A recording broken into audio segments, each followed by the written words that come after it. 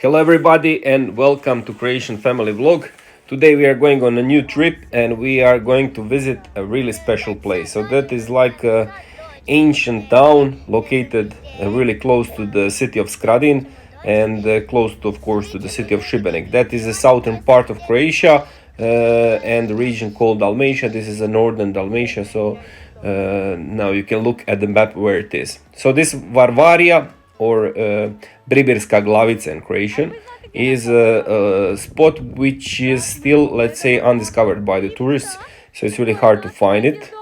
Not really hard to find it, but there is just this pebble road, like a dirt road, which takes you up there. These walls, which you can see here on these first images, they are actually 3,500 years old.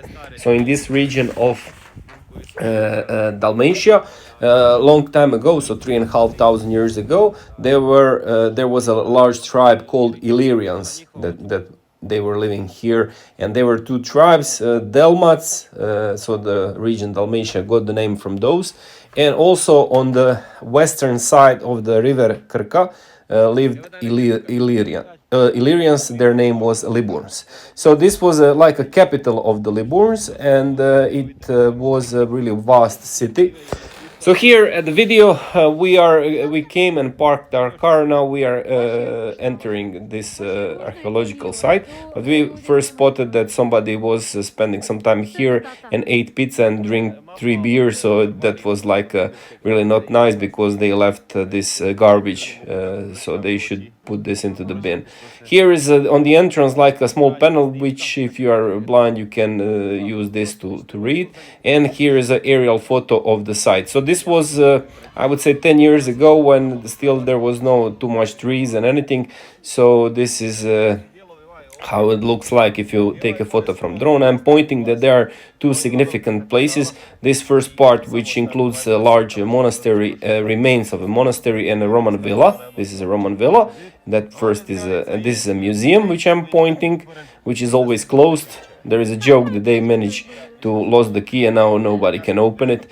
But that's a pity, because whenever the tourists are going there, with me or with other guys, they cannot see the museum.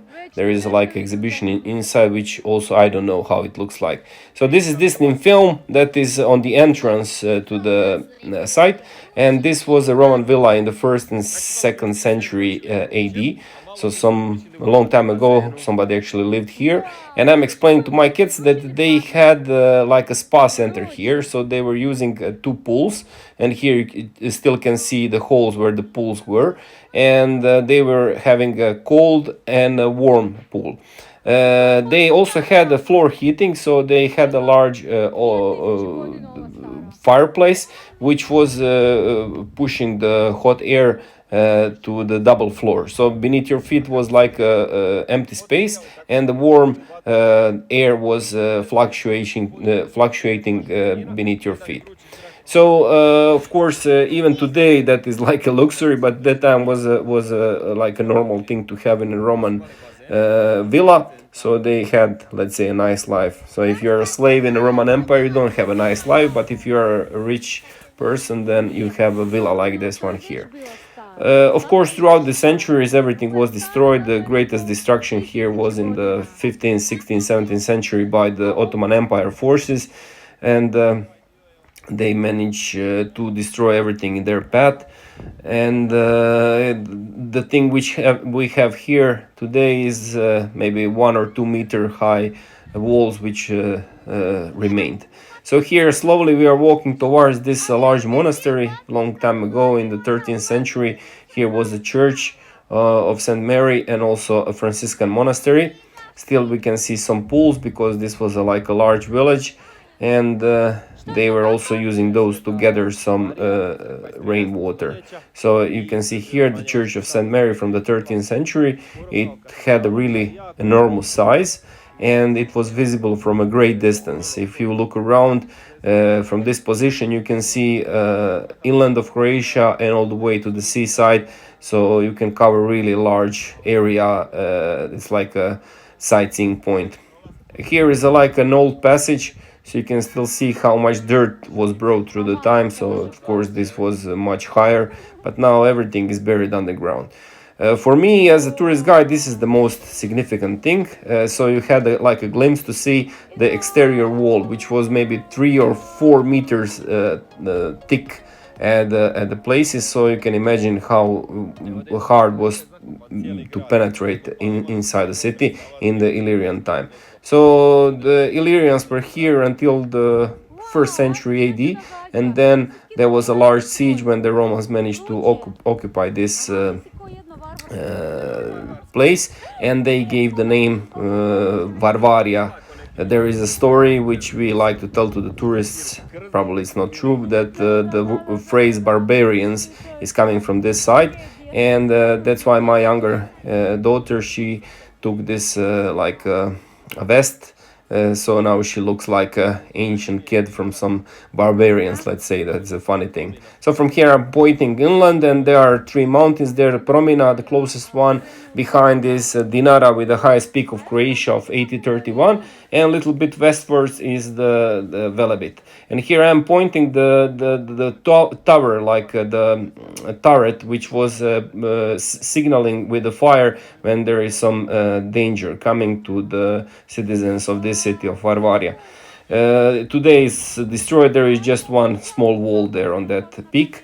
So, but we know that it was used for this purpose. So we are slowly descending on the western side, and here, which looks like just the plain rocks. Actually, this was a road long time ago, but because of erosion, all the dirt was washed away, and now it doesn't look like a road. And here was the main entrance to the city. So there is like a road going like a serpentines down, and there is a spring on the bottom. So they were bringing water from the spring uphill to the. Although they also had cisterns where they were collecting rainwater everywhere. So here in the video you will see this few things that I just mentioned. So now I will point you how this entrance looks like. So today there is just 1 meter on the side from the main entrance, but still there is a visible where they were being locked. So here it is. That's the main entrance to Varvaria. It's pity it's not written in English. And where my kid is standing, so there is like a hole where they would put this metal part and close the doors, shut the doors. And there was a road in the middle, and there was a path for the pedestrians on the side. And as we ascend, now you will see that there are still visible the tracks made by the large wheels which had the horses in front, but so many of them passed through here, so you can see it here, and they were made these tracks. So now we are going a little bit to the south, and here you will get an impression how hard was to take this position. So it was probably easy to defend it. You just need to have enough soldiers, and they are shooting these arrows downhill, and it is really hard to take it, especially because it was totally surrounded by walls.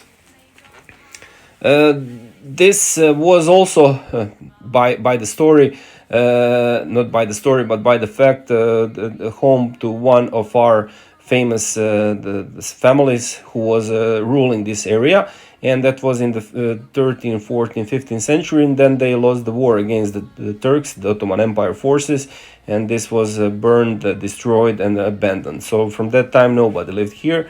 There are now some private houses nearby, but only one of them here on the top of the hill. You can see it here in front of us, and they made this bench and a table from the ancient stones which were lying around. So it's a really nice place to have like a picnic, because from here you can see all the way to the sea, maybe 20-30 kilometers in the distance. And a lot of the area around is cultivated. You can see the olive groves, the vineyards, and a lot of fruit trees. So here the land is really fertile, and a lot of people have their lands here. So we are sitting, admiring to the view, and debating a little bit. You can see that we brought some toys, and I also drink my tea, and we brought some food. So we spent some quality time here, talking how nice is the fact that we are practically alone here. And now we are in front of the museum, and I'm pointing that Some of this is called lapidarium because those are like broken rocks found everywhere. Now they put it into the main entrance to the museum. And here also there is like a large sarcophagus. So a long time ago the people were buried like this, and it had a lid on the top. So this is just the open part of it. Here my elder daughter Zoya, she's trying to read a little bit of Latin. So here you can see the phrase Britannia, also amico, that means friend, and carissime, which means really dear. And so all of this is here. There are a lot of inscriptions here on the rocks, and the pity is they didn't have time to dig everything. So just 25% is still explored.